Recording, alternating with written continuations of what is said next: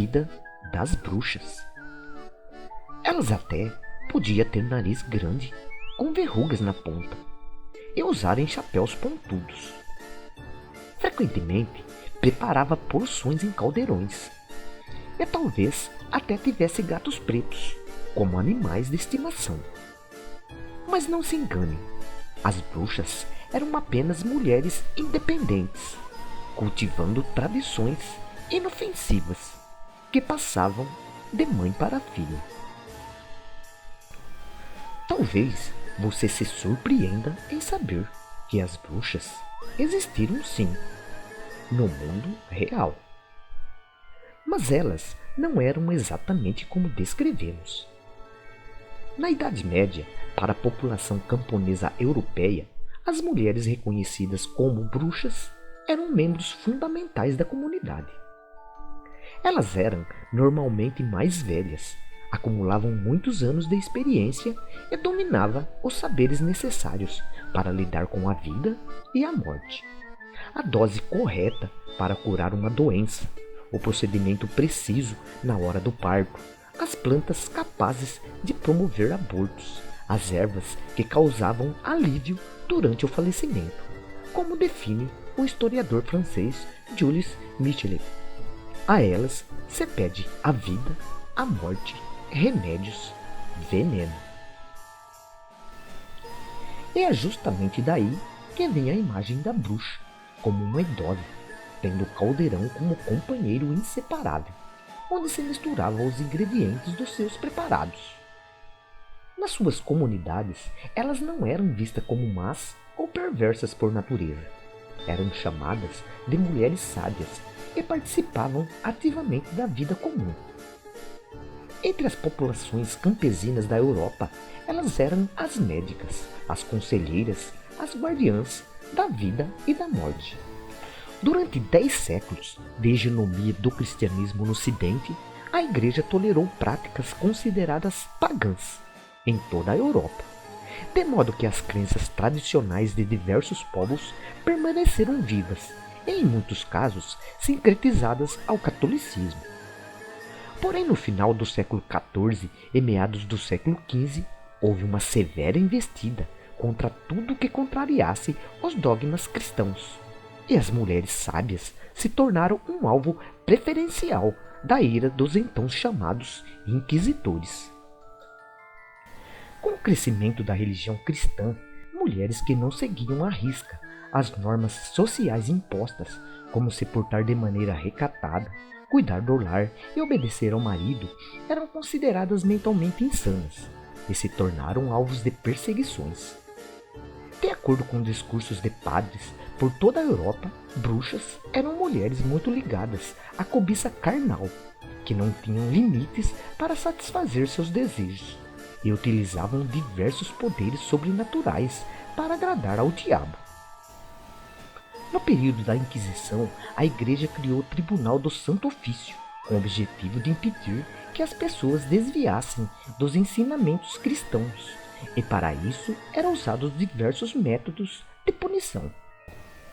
Entre os séculos XIV e XVIII, a caça às bruxas tornou-se ainda mais forte na Europa e nas colônias americanas. De acordo com estudiosos modernos, estima-se que foram executadas cerca de 40 a 50 mil mulheres, por meios de enforcamento, afogamento e queima na fogueira. Um dos casos mais famosos de caça às bruxas aconteceu em 1692 e 1693 em Salem, Massachusetts, nos Estados Unidos.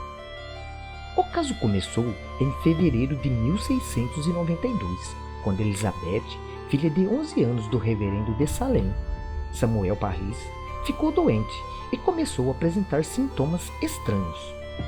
A jovem se contorcia de dor, arremessava objetos, gritava e dizia estar sendo picada por insetos. Logo em seguida, sua sobrinha Abigail Williams e Anne Putnam, ambas de 11 anos, passaram a ter os mesmos comportamentos. Ao serem examinados por um médico, foi concluído que eventos sobrenaturais estavam tomando conta das crianças. Assim, pressionadas pelos líderes religiosos locais, as garotas acabaram acusando 3 mulheres de bruxaria. A partir da acusação, em março, as 3 mulheres foram interrogadas por vários dias e presas. Tituba, uma das 3 mulheres, foi a única que disse ter feito um pacto com o demônio e garantiu que muitas outras bruxas estavam espalhadas por Salem. Nas semanas que seguiram, diversas denúncias começaram a ser feitas. Por isso, o governador William Phipps criou um tribunal especial para receber e julgar casos de bruxaria. O primeiro julgamento foi o de Brigitte Bishop, acusada de bruxaria pelos seus comportamentos promíscuos. Apesar de ter se declarado inocente, a jovem foi enforcada no dia 10 de junho. A grande maioria das acusadas eram mulheres de meia idade, mas até mesmo uma garota de 4 anos ficou presa por alguns meses, assim como um ministro da igreja, que foi julgado como líder das bruxas e enforcado. No total, foram cerca de 200 pessoas acusadas, 30 consideradas culpadas e 19 executadas, além de pelo menos 5 pessoas que morreram posteriormente na prisão. As denúncias e condenações eram feitas com base nos depoimentos das próprias testemunhas, que alegavam ter ataques e alucinações causadas pelas bruxas. Em outubro de 1692, a pedido do presidente da Universidade de Harvard, é quando sua própria esposa foi acusada de bruxaria. O governador William Phipps acabou com a caça às bruxas e dissolveu os 2 órgãos que cuidavam do caso com base em especulações e sensacionalismos. As execuções tiveram um fim e a Corte Superior libertou todos os acusados, que aguardavam julgamento ou que foram sentenciados à morte. Em 1711, as famílias das vítimas receberam 600 libras como forma de indenização, mas os estados de Massachusetts só assumiu e se desculpou formalmente pelas condenações indevidas 250 anos depois, em 1957. Apesar de não ter sido o único no mundo, o episódio de Salem tornou-se um dos mais notórios da história, sendo considerado um caso de histeria coletiva e servindo a inspiração para artistas pesquisadores até os dias de hoje.